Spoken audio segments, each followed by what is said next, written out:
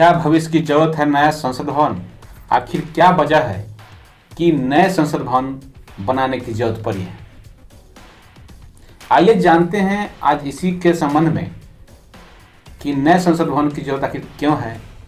आज नए संसद भवन के बारे में कुछ दिलचस्प बातें जिन्हें आपको भी जानना चाहिए, आज इसी संबंध में हम लोग चर्चा करेंगे।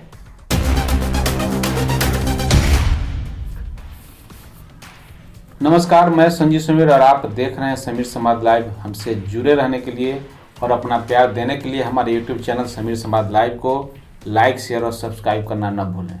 साथ ही साथ फेसबुक पेज को फॉलो जरूर कर लें। आज हम लोग संसद जो नए भवन के निर्माण होने की बात हो रही है, सुप्रीम कोर्ट का आदेश इस संबंध में आया है, तो इसी बारे में आज हम लोग चर्चा करेंगे, इसके बारे में जानेंगे। उच्चतम न्यायालय ने जब संसद भवन सहित सेंट्रल विस्टा परियोजना के संबंधित अपने फैसले में माना है कि इसके निर्माण प्रारूप में किसी तरह के नियमों का उल्लंघन नहीं है। विरोधी कह सकते हैं कि 3 सदस्यीय पीठ में से एक न्यायाधीश ने अलग मत प्रकट किया है। बेशक न्यायमूर्ति MM खानविलकर और न्यायमूर्ति दिनेश माहेश्वरी से न्यायमूर्ति संजीव खन्ना ने थोड़ा अलग मत प्रकट किया, पर वह पूरी तरह अलग नहीं थे। उन्होंने कहा कि भूमि उपयोग पर बदलाव के फैसले से असहमत हो। विरासत समिति की पूर्व स्वीकृति होनी चाहिए थी, जो कि नहीं थी, जिस वजह से उन्होंने प्रश्न खड़ा किया। बहरहाल अब फैसले के बाद नए संसद भवन के निर्माण की सारी बाधाएं खत्म हो गई हैं और उम्मीद करनी चाहिए कि यह नियत समय में पूरा हो जाएगा। हाँ, न्यायालय के आदेश के अनुरूप निर्माण स्थल पर एंटी स्मोक टावर गन लगाना होगा। हमारे देश के चरित्र को देखते हुए यह मान लेना भूल होगी कि इसके बाद विरोध और उपहास बंद हो जाएगा। मूल प्रश्न तो यही है कि नए संसद भवन के निर्माण सहित पूरी विस्टा परियोजना की जरूरत है या नहीं।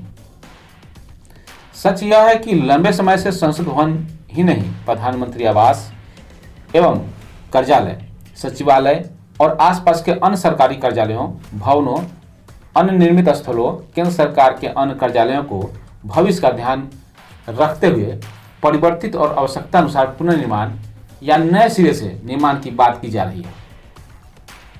इसमें दो राय नहीं है कि वर्तमान संसद निर्माण का एक बेजोर नमूना है, जिसे देखने ही बनता है, किंतु यह जब बना था तब आज की तरह आबादी विस्तार, आवश्यकताएं, सरकार और संसद के कामकाज में जुड़े व्यापक आयामों, संसद के लोगों की संख्या आदि का शायद अनुमान नहीं था।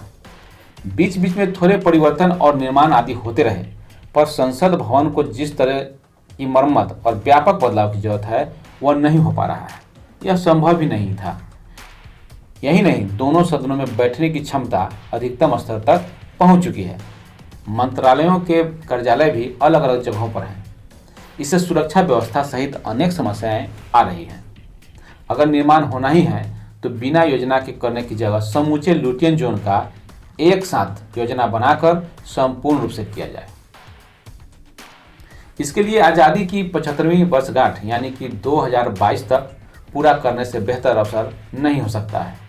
नए संसद भवन का निर्माण तब तक पूरा होने का लक्ष्य रखा गया है। हालांकि शेष कार्य 2024 तक पूरा होने का अनुमान है।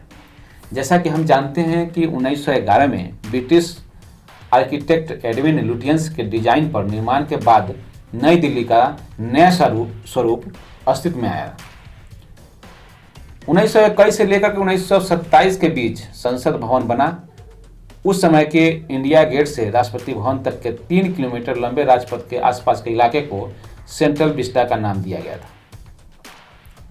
मौजूदा संसद भवन से सटी त्रिकोणीय आकार की नई संसद भवन की पूरी योजना देखने से आभास होता है कि इसके पीछे गहरा व दूरदर्शी चिंतन तथा परिश्रम है। योजनानुसार नए संसद भवन को कार्य क्षमता सहित अगले 100 वर्षों की हर संभाव आवश्यकताओं का ध्यान रखते हुए बनाया जाएगा। अभी लोकसभा में 590 लोगों के बैठने की व्यवस्था है। नई लोकसभा में 888 सीटें होंगी और दर्शक गैलरी में 336 से ज़्यादा लोग बैठ सकेंगे। संयुक्त सत्र में 1224 सदस्यों के बैठने की व्यवस्था होगी। राज्यसभा में 280 लोगों के बैठने की क्षमता है। नई राज्यसभा में 384 सीटें होंगी और दर्शक गैलरी में 336 से ज़्यादा लोग बैठ सकेंगे।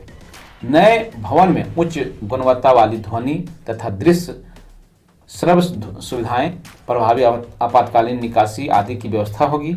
इसमें उच्चतम सुविधा मानकों का पालन होगा, जिसमें भूकंपीय क्षेत्र 5 की आवश्यकताएं भी शामिल हैं।